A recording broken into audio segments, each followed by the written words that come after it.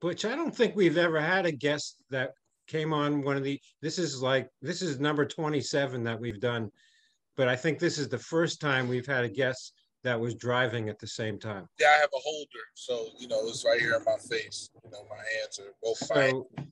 So we're obviously finding even better talent out there because we've got someone who can drive and be a movie star at the same time.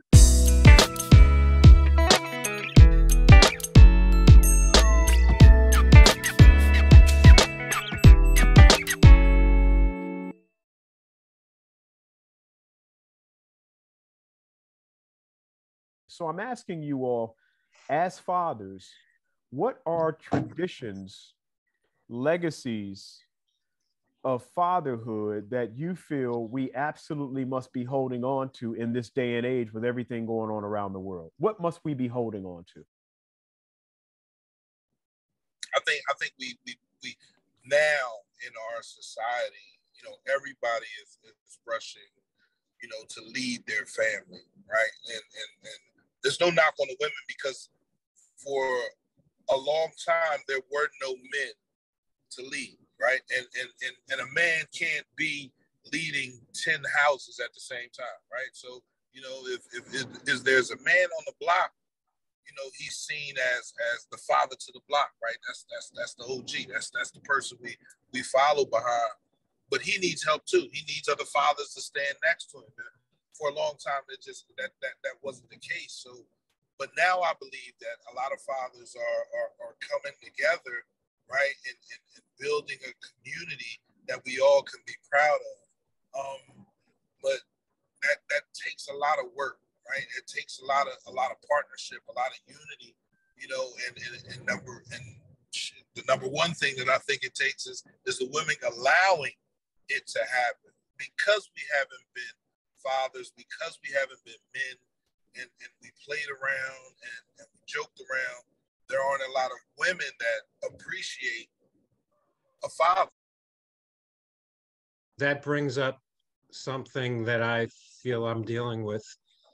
But before I do that, let me first say that, Butch, I don't think we've ever had a guest that came on one of the, this is number 27 that we've done, but I think this is the first time we've had a guest that was driving at the same time. Yeah, I have a holder, so it's right here in my face. My hands are both. So we're obviously finding even better talent out there because we've got someone who can drive and be a movie star at the same time. And I think I saw him chewing gum too. Right.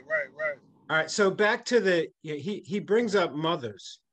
And, when we first started this whole Fathers Are Talking network back in 2012, one of the reasons I was a little hesitant to jump into it is because for most of my professional life, I've worked in communities that were dominated by single parent households, and the single parents were women. They were the strength. They were who brought the family through the trials and tribulations. And to me, they're the ones that deserve the credit. And now we're trying to find ways of honoring and recognizing the value of fathers, which is noble and is deserved. But I was wondered about, well, what will the reaction be from the motherhood community that, okay, we've been carrying the water all these years, and now you're going to come along and tell us how valuable fathers are. Well, I think that's part of trying to bring the whole thing together so that maybe we can shoot for communities with mothers and fathers working jointly the way it was meant to be. So I just wanted to throw that in because of JP brought up the side of this that we need to include in the conversation, which is the mothers.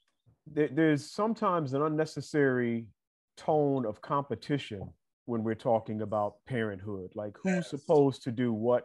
Right. And if you can't do this, then you can't be a father. If you can't do that, then you can't be a mother. And it is it's an unfortunate dialogue that we hear a lot of the times because the family unit is a family unit, and sometimes people have to do something that is non-traditional. We talk about fathers, you know, kind of being hunter gatherers, going out into the field and doing the work, and sometimes fathers are actually stay at home. And so I think there's this place where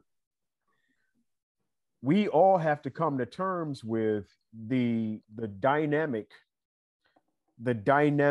nature of our relationships, and how we do have to change sometimes to keep a family together, because we all know how economics sometimes can really neutralize, if not totally compromise, a man in his home. I mean, it's a tough thing. All right, you know, if you can't, as my grandmother used to say, if you can't pay the cost to be the boss, then you ain't the boss. And that's problematic.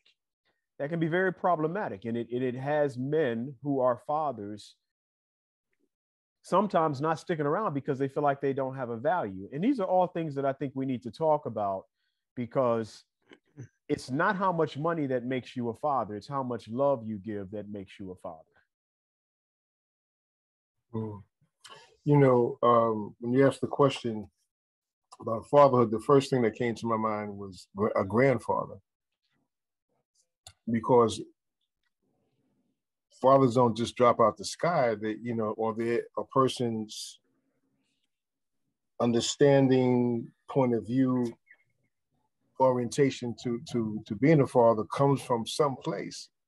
And if that place is not from your father before you, right, then you're grabbing what's available, you know. And so you really can't talk about fatherhood without talking about the cultural context. You can't talk about grandfatherhood without talking about the historical context. And for those of us who happen to come through the line of Africans and even indigenous people in this country, that's a real thorny subject, because there was a war declared on men of color, on African men, and on indigenous men. There was a war declared on us. And this has been going on since the very inception of this country. So we speak about manhood and fatherhood, we can't divorce that from the overarching reality in which we're living. So there are many mutilated, twisted families where the man is missing, but that was designed. It was put in place for that to happen.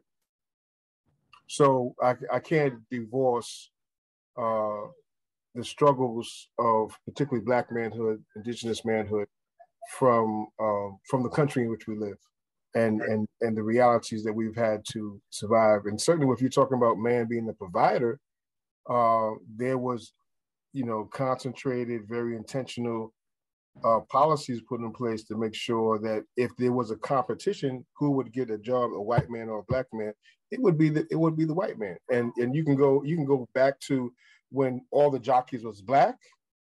You can go back to the time when many of those positions were, in fact, first it was Black men, but because money was involved, they got pushed out of those industries and those jobs. So you can't divorce those things. And then how then does a man, particularly a person of color, find himself in those situations? What does he do?